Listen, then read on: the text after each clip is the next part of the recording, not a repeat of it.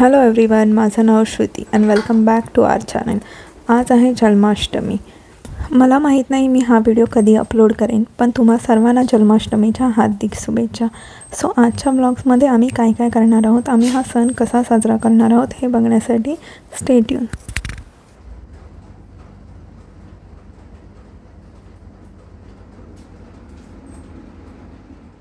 So असा हा मी basic makeup केला आहे आणि ही आहे माझी साडी.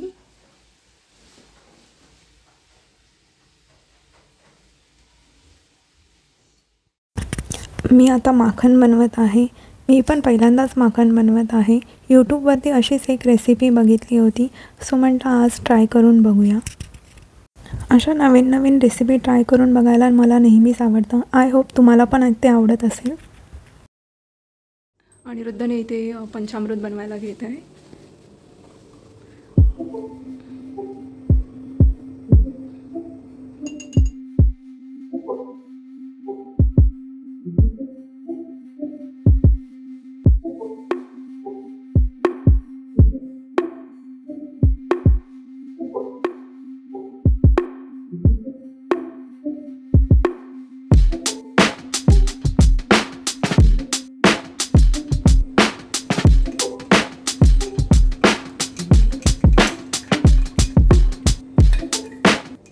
सो मीही इथे श्रीकृष्णाचा आवडतं कलाकंद बनवायला घेतले आहे.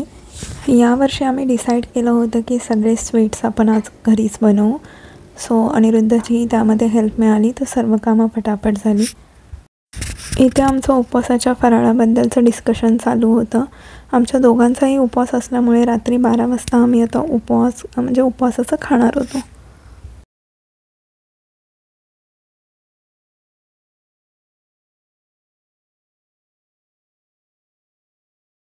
अनिरुद्ध इथे पुऱ्या फ्राय करतोय मस्त.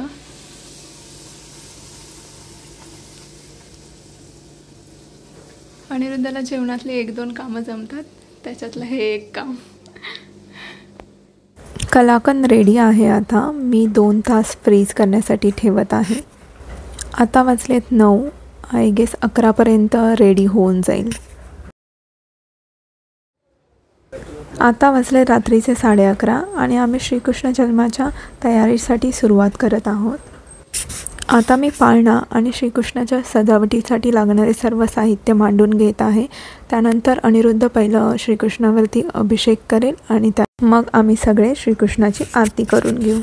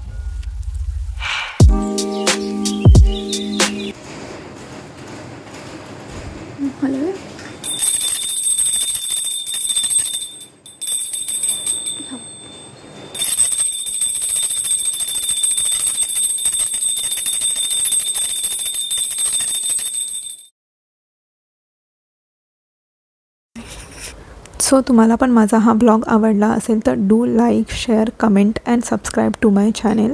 बाय. थँक्यू.